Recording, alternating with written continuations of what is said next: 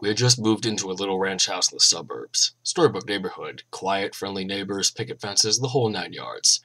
Suffice to say that it was supposed to be a new start for me, a recently single dad, and my 3-year-old son, a time to move on from the previous year's drama and stress.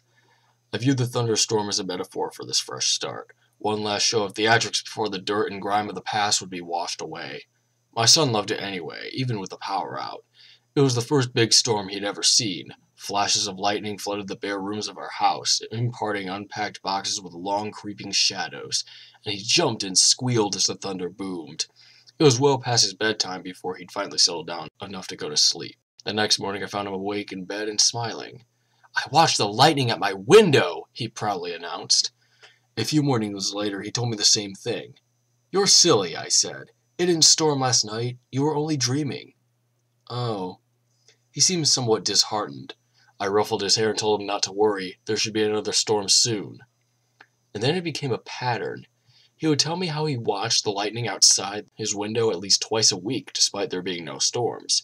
Recurring dreams of that first memorable thunderstorm, I figured. It's easy to hate myself in hindsight. Everyone assures that there's nothing I could have done, no way I could have known. But I'm supposed to be the guardian of my child, and these are useless words of comfort.